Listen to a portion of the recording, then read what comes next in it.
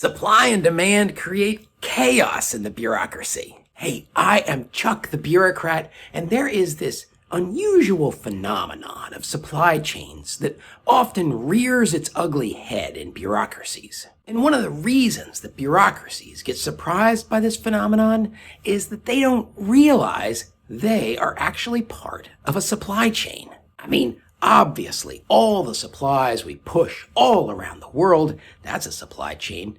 And most of military manpower is about putting the right soldier at the right place at the right time, which is supply chain management. The phenomenon I want to talk about is the bullwhip effect.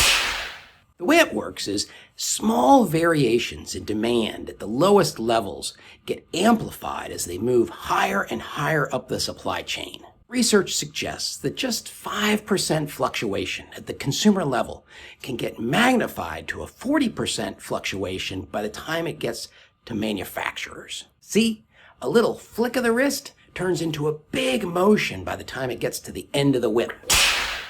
There is this hilarious example from the Volvo car manufacturing company. See, at one point they had a glut of green cars because who wants a green Volvo? So the sales and the marketing guys, they came up with a promotion to get rid of the cars that nobody wanted. Meanwhile, the engineers over on the manufacturing floor, they didn't know about the sales promotion. So guess what? They interpreted the increased demand for green Volvos as a signal to manufacture more. But I want to focus on just two that can show up in the Pentagon. The first is safety stock. There's this old saying about demand forecasting that the only thing I know about my estimate is it's going to be wrong. Actually, what you know is your estimate is either going to be too high or too low. So what most people will do is they will err on the side that has the lowest cost to them. And in most cases, that means just adding a little more so you have enough just in case. By no means is this a strictly military issue, but there is something about the military culture that makes safety stocks a unique and distinct issue. Douglas MacArthur is quoted as saying, 9 times out of 10, an army is destroyed because its supply lines are severed. In a normal supply chain, there's nobody actively trying to sever the supply lines. The stability of the flow of material is kind of taken for granted, and disruptions are viewed generally as sort of an act of God. I mean, the whole idea of just-in-time logistics hinges on this assumption. But in many military situations, cutting your adversary's supply lines is exactly what you want to do. And that unfortunate frontline NCO can find himself utterly screwed if he's not carrying a sufficient safety stock. This military motivation to have safety stock, the attitude of better to have and not need than need and not have, along with the completely rational desire to get things into the hands of soldiers as quickly as possible, well, it all combines to make the bullwhip effect loom large over the Pentagon bureaucracy. There is another major factor when it comes to the bullwhip effect that's worth looking at through a bureaucratic lens, and that is communication.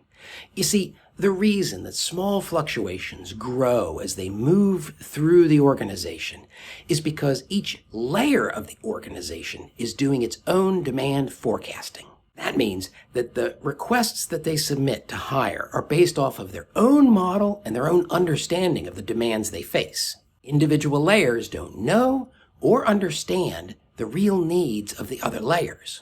It can be as simple as this.